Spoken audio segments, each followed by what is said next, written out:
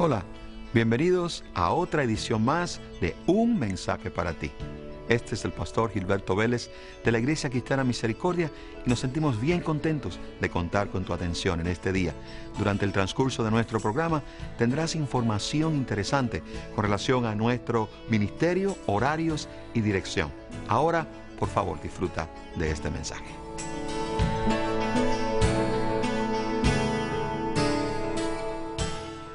Yo quisiera invitarlos a que abrieran sus Biblias al libro de los Hechos. Alguien dijo por ahí que el libro de los Hechos, su nombre es Hechos de los Apóstoles, pero que debiera decir Hechos del Espíritu Santo. Amén. El Espíritu Santo que llegó, la promesa cumplida, el pueblo, los discípulos que estaban esperando, obedientes al mandato de nuestro Señor Jesucristo: no salgáis de aquí hasta que seáis revestidos con el poder de lo alto, y entonces me seréis testigos en Jerusalén, en toda Judea, en Samaria y hasta lo último de la tierra. Gloria sea al Señor. Y esa palabra se sigue cumpliendo hoy en día. Amén. Nosotros aquí estamos porque el Espíritu Santo descendió, porque aquellos discípulos fueron llenos, porque el Evangelio, mi hermano, se ha expandido y todavía nosotros impulsamos la luz. Seguimos siendo esa iglesia misionera para que esta palabra, esta promesa se cumpla. Gloria sea al Señor. Yo quiero invitarles que abran en el capítulo 15 del libro de los Hechos. Hay una palabra ahí que cuando yo leí este pasaje bíblico, hermanos, esa palabra saltó y me tomó. Gloria sea al Señor. Me tomó, me abrazó esa palabra, me inspiró y surgieron preguntas en mí. Surgieron unas interrogantes, unas inquietudes. Dije: Señor, si yo estoy leyendo bien este pasaje bíblico, no me hace sentido esta palabra que sale aquí en este pasaje. Este mensaje yo le he llamado Volvamos, y esa palabra está en el verso 36. Si usted lo lee, dice la palabra del Señor, el encabezado de ese pasaje: Pablo se separa de Bernabé, comienza su segundo viaje misionero, pero aquí empieza un diálogo. En el verso 36 dice: después de algunos días, Pablo dijo a Bernabé: volvamos. Esa palabra, volvamos a visitar a los hermanos en todas las ciudades en que hemos anunciado la palabra del Señor, para ver cómo están.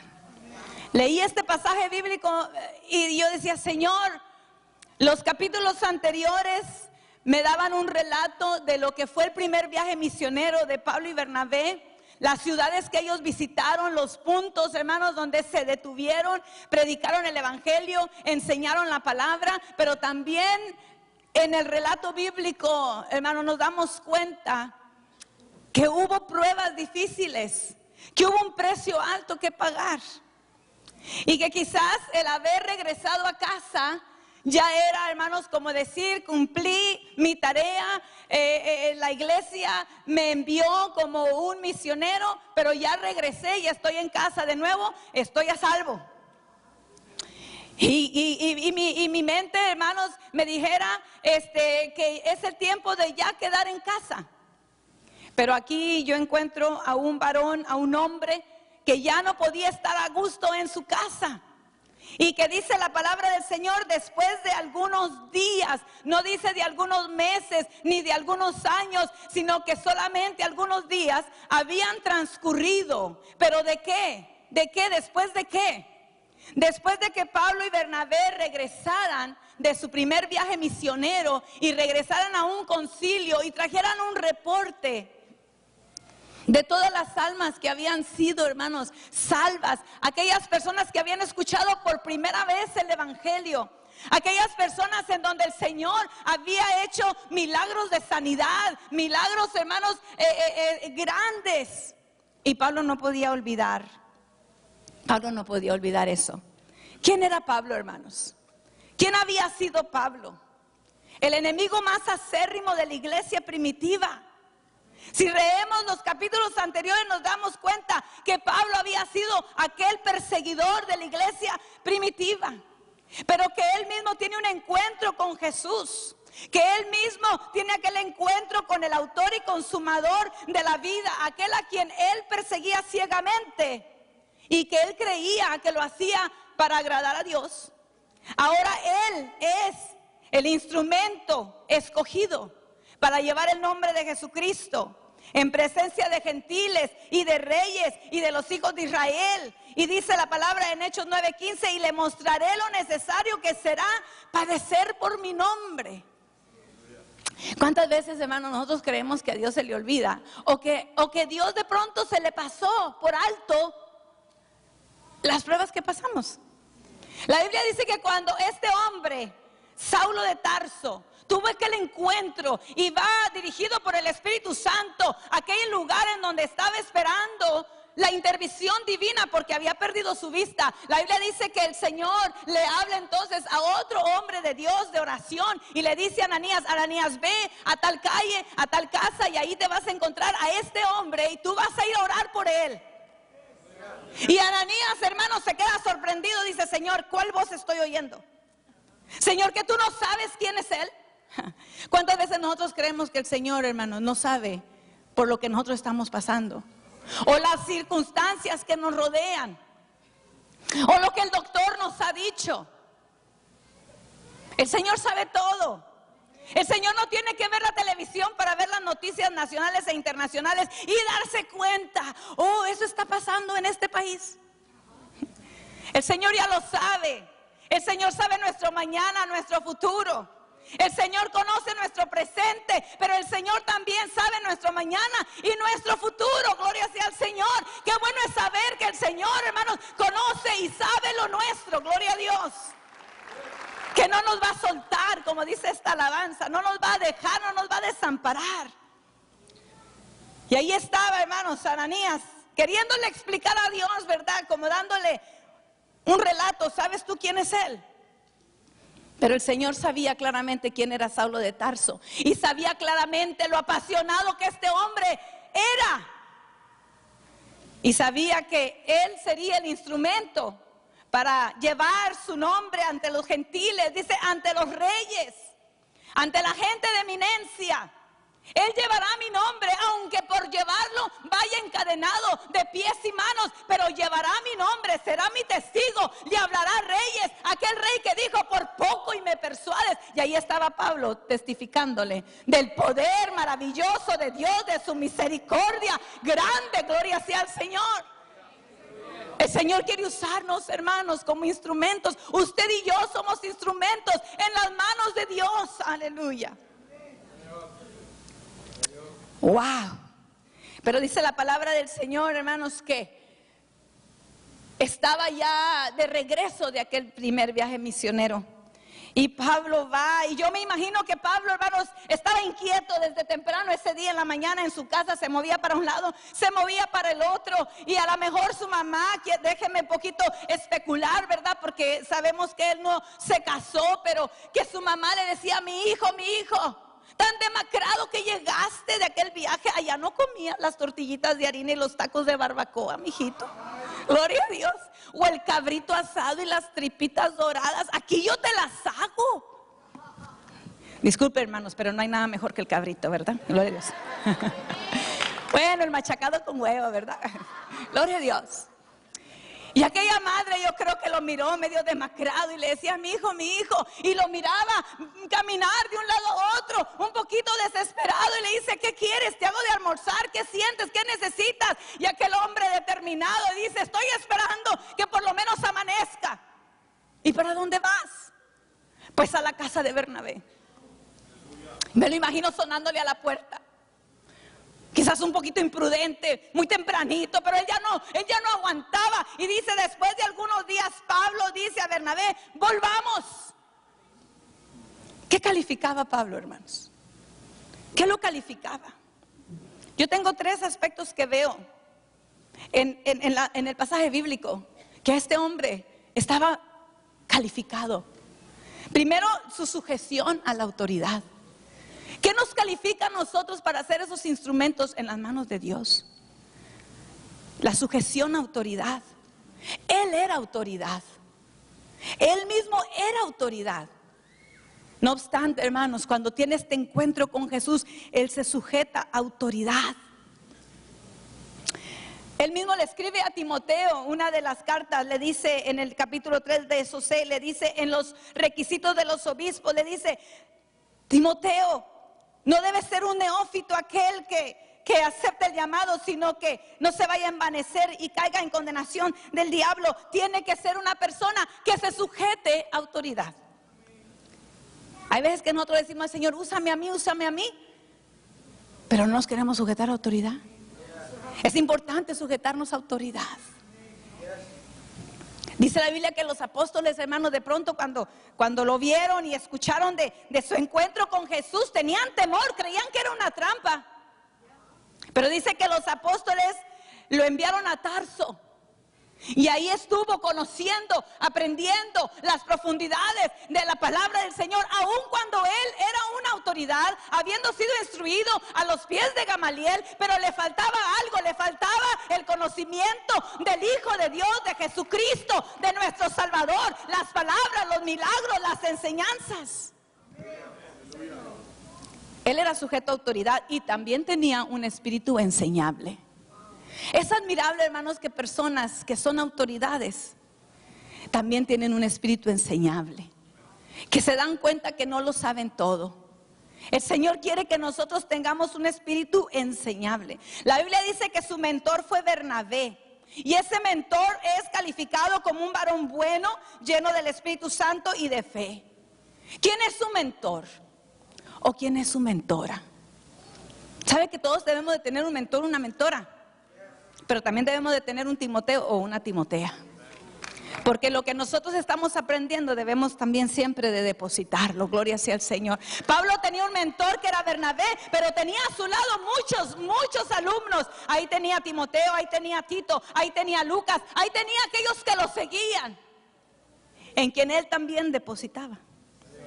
Debemos de tener un espíritu enseñable. No lo sabemos todo. La Biblia dice también, hermanos, que él tenía un espíritu servicial, su servicio.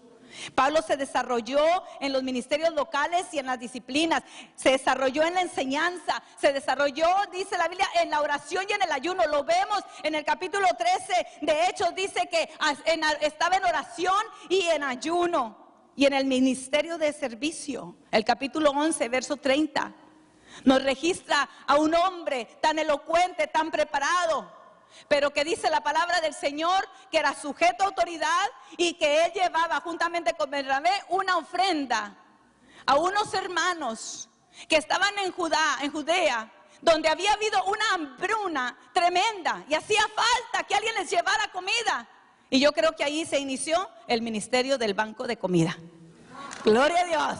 Y todas nuestras iglesias, hermanos, debemos de ser esos canales de bendición.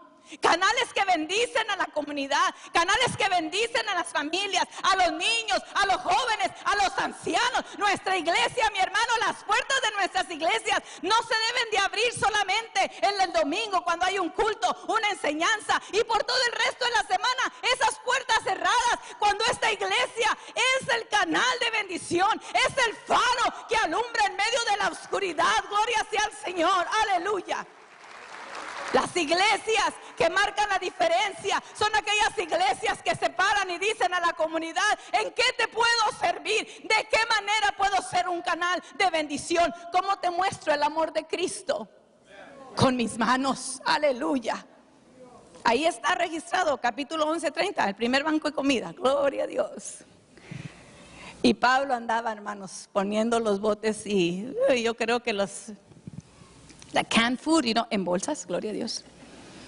Y aunque alguien dice, ese es un trabajo que yo necesito estar detrás de las cámaras. Por favor, pastor, póngame en el ministerio radial. Yo sentí un llamado, pastor, al ministerio. ¿Me puede, por favor, poner en el canal que tenga más audiencia? Hay veces que queremos brincar, hermanos, irnos como las estrellas. Shh. Pero hay estrellas fugaces que nada más brillan una vez y luego se desaparecen. Y el Señor no quiere que usted sea una estrella fugaz. El Señor quiere que usted, mi hermano, vaya en ascenso y en ascenso en el servicio. Gloria sea al Señor, aleluya. Deje que Dios le ponga la luz a usted y no se la ponga solo. Deje que Dios lo alumbre, gloria sea al Señor. Pero ahora estaba Pablo diciendo, volvamos. Mi primer pregunta era, bueno, ¿qué calificaba Pablo? Pero después me hago otra pregunta.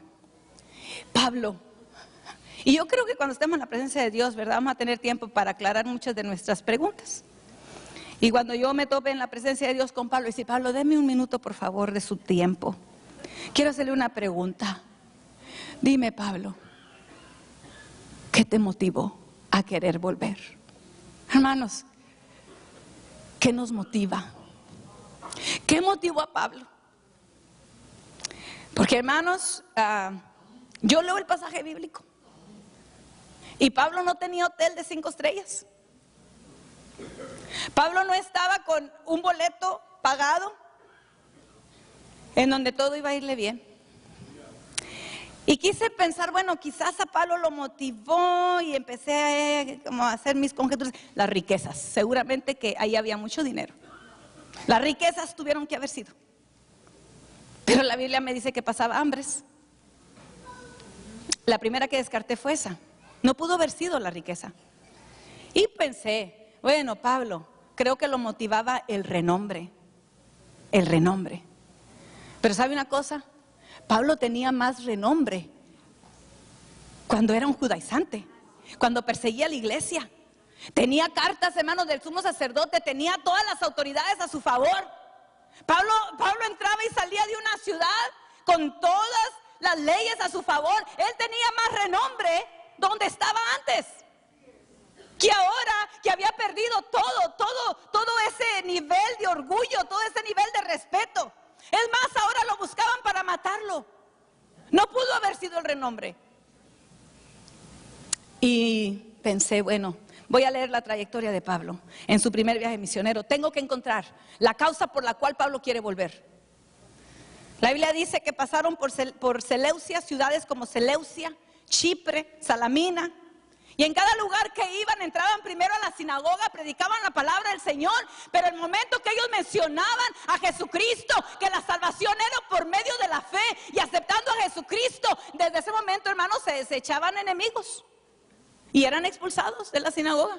Y se iban a las plazas y se iban a los gentiles. Y algunos creían, pero los que salían de la sinagoga los perseguían. Después de Salamina, dice la Biblia que fueron a Pafos. Y ahí en Pafos, un mago, un falso profeta llamado Bar Jesús, le resistía. Y Pablo, mi hermano, con aquel Espíritu Santo que sabía identificar al enemigo, que sabía identificar a aquel que no estaba para ayudar, sino para estorbar. Porque la Biblia dice también que por ahí le siguió una muchacha, ¿no? Que daba voces y decía, estos son hijos del Dios Altísimo, a él oír. Y en verdad que estaba diciendo lo correcto. Pero ya después de 3 días dijo, no, esto no es de Dios, esto no. Y lo reprendió. Aquella mujer fue libre, gloria sea al Señor. Pero por haber hecho eso, usted sabe, los azotes que vinieron. La Biblia dice que estaba ahí un llamado Bar Jesús, Elimas le resistía, Pablo lo reprende, aquel hombre queda ciego. Hermanos, sí, y la gente confusa porque la gente tenía a ese profeta por algo bueno. Entonces estaba la gente confusa, o estamos con ustedes o no estamos. De ahí dice que se van a Perge de Panfilia, a Antioquía de Pisidia, y ahí en la sinagoga predicaba con denuedo hasta que mencionó a Jesucristo. Dice en el capítulo 13, 45 que fueron expulsados de sus límites. Después van a Iconio, capítulo 14. Y dice la Biblia que en Iconio se lanzaron contra ellos, afrentándolos y apedreándolos. ¿Quién de ustedes va a lugares en donde no los tratan bien? Por eso es que no comprendo por qué Pablo dice volvamos. Dice que lo afrentaron y lo apedrearon. En Listra, yo creo que dice, vamos a Listra, y hay algo bueno. Ahí sanó a un cojo de nacimiento. La Biblia dice que las personas empezaron a adorar a Pablo y a Bernabé. A Pablo lo llamaron Mercurio, a Bernabé Júpiter, y dice que empezaron con toros y guirnaldas. Pero dice que cuando Pablo y Bernabé rasgaron sus ropas, dijeron, no nos adoren, no somos dioses, somos como ustedes. Aquella gente, hermanos, se tornó de una celebración, hermanos, a un ataque. Los apedrearon. Y dice la Biblia que a Pablo lo arrastraron afuera de la ciudad y lo dieron por muerto. Wow. Eso fue lo último, ¿verdad? Porque dice que fueron los discípulos que habían creído y pues yo creo fueron a levantarlo para darle santa sepultura. Y cuando lo van levantando, hermanos, que todavía se le siente un pulso. Oye, todavía tiene 7 vidas. Es como el gato. Pero es que Dios tenía un gran plan. Y cuando ven que está vivo, hermanos, lo recogen, limpian sus heridas, lavan sus heridas y le dicen, regrésense, váyanse. Y van, hermanos, al primer concilio.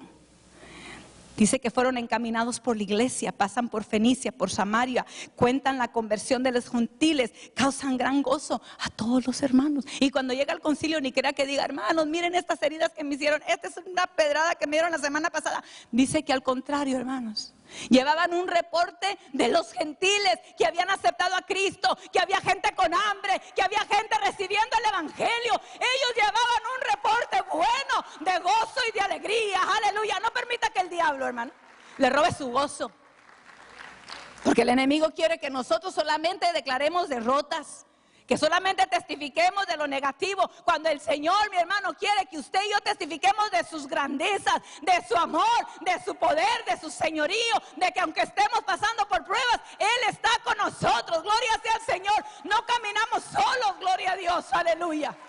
En medio de la prueba, en medio de la angustia, en medio del dolor, el Señor dice, ámame, gloria a Dios, sírveme, sígueme.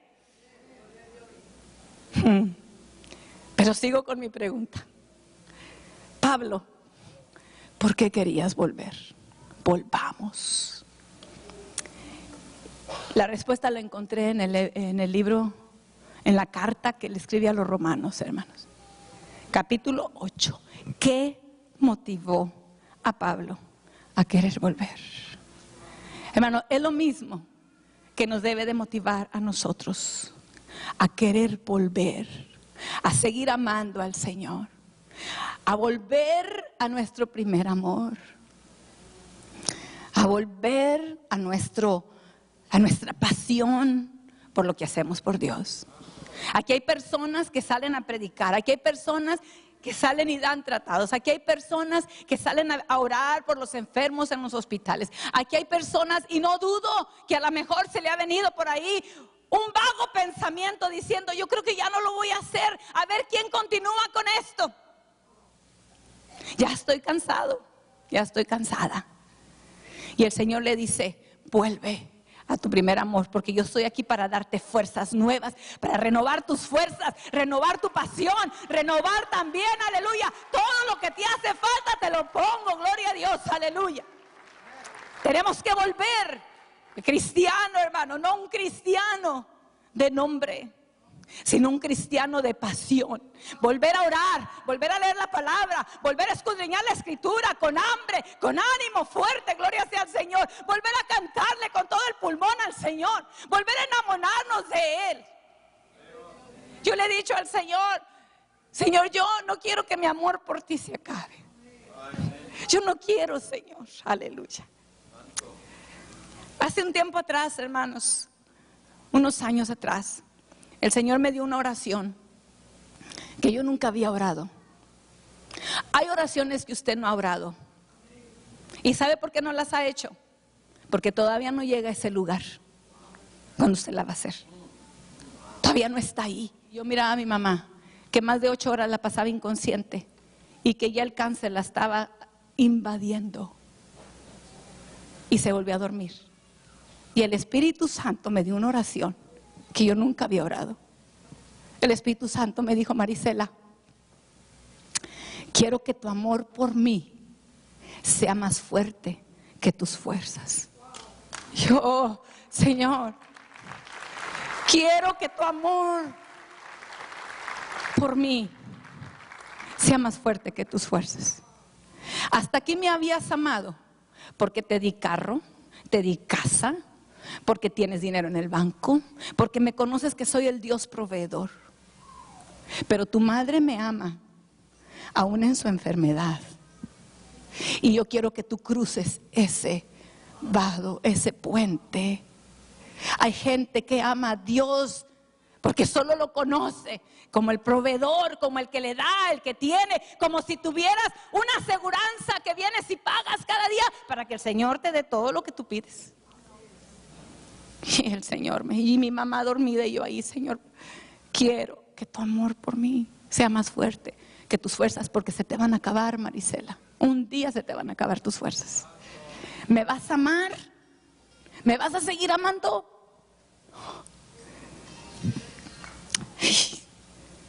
Entonces comprendo a Pablo.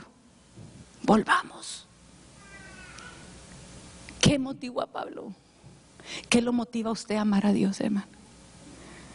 Que no sea ese carro que tiene manejando, que no sea su casa, que no sea su buen trabajo, que no sea su buen estudio y posición. Esas son las bendiciones de Dios que nos da para bendecirnos y para canalizar las bendiciones nosotros, para impulsar el reino de Dios, para avanzar la luz, pero que ese no sea el motivo por lo cual usted le ama.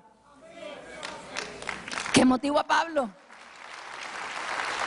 Aleluya. ¿Qué motivó a Pablo?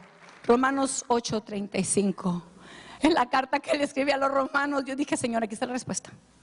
¿Quién, dice Pablo, quién nos separará del amor de Cristo? Tribulación, angustia, persecución, hambre o desnudez, peligro o espada. Se pregunta Pablo y dice, pero como está escrito, por causa de ti somos muertos todo el tiempo y somos contados como ovejas de matadero. Pero antes, en todas estas cosas, somos más que vencedores por medio de aquel que nos amó, por lo cual, dice Pablo, estoy seguro de que ni la muerte, ni la vida, ni ángeles, ni principados, ni potestades, ni lo presente, ni lo porvenir, ni lo alto, ni lo profundo, y ni ninguna otra cosa creada nos podrá separar del amor de Dios que es en Cristo Jesús.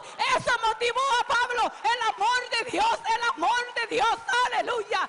Eso te debe motivar a mí. Volvamos al primer amor, hermanos. Espero que el mensaje de este día haya sido de bendición para tu vida.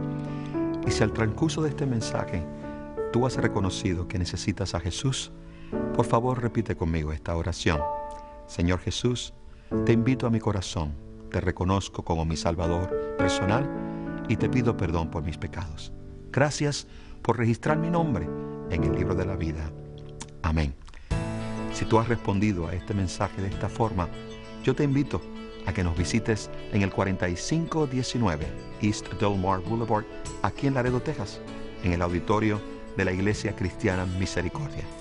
Si el mensaje de este día fue de bendición y deseas escucharlo nuevamente, puedes llamarnos al 956-712-2484 y pedir tu copia. Dios te bendiga y esperamos verte en nuestra próxima edición.